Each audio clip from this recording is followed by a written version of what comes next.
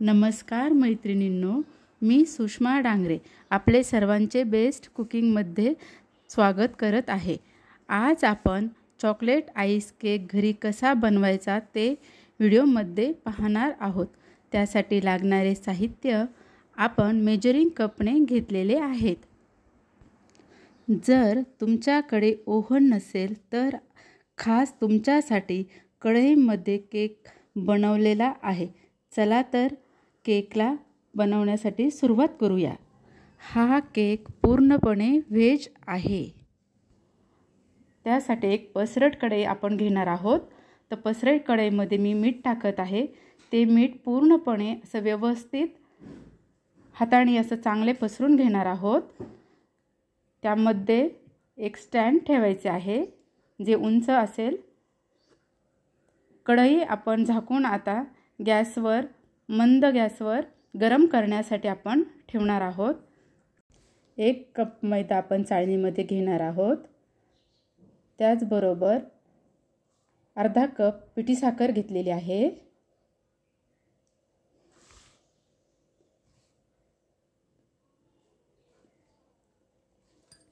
अर्धा मोठा चमचा बेकिंग सोडा घेतलेला आहे। 1 चमचा बेकिंग पावडर घेतलेली आहे।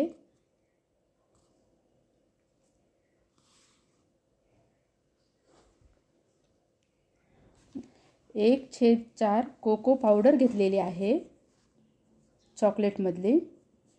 हे सर्व चाळून घ्यायचे आहेत। 15 ग्रॅम मिल्क पावडर घेतलेली आहे।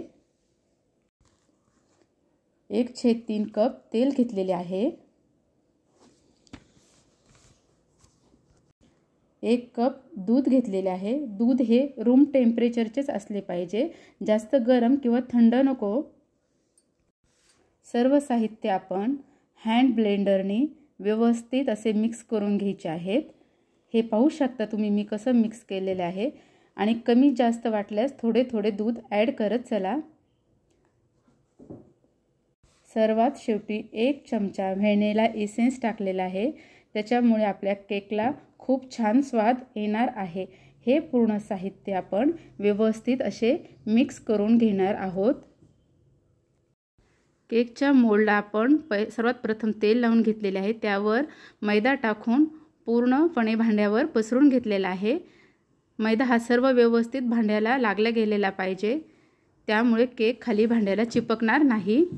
आपण आता हे बॅटर बनवलेले आहे ते आपण केकच्या मोल्डमध्ये व्यवस्थित टाकणार आहोत।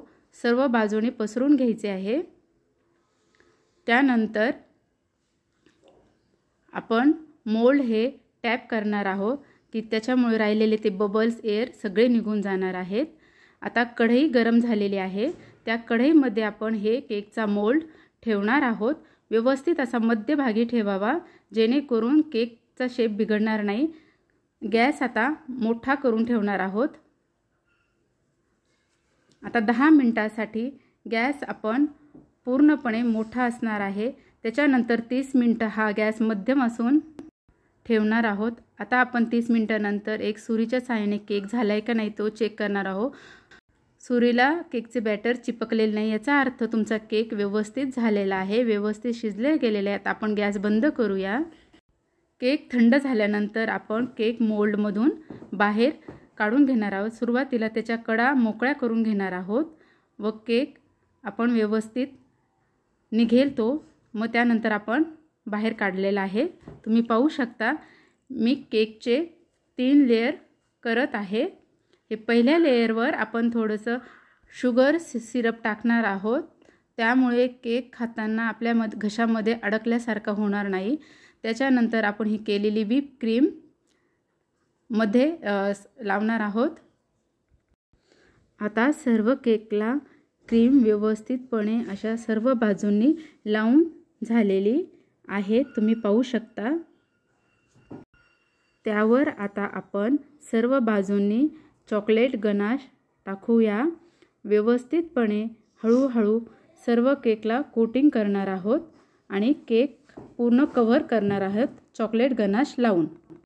ही रेसिपी तुम्हाला आवडल्यास माझ्या चॅनलला लाईक, शेअर आणि सबस्क्राईब करा. धन्यवाद मैत्रिणींनो. आपण भेटूया पुढच्या व्हिडिओमध्ये.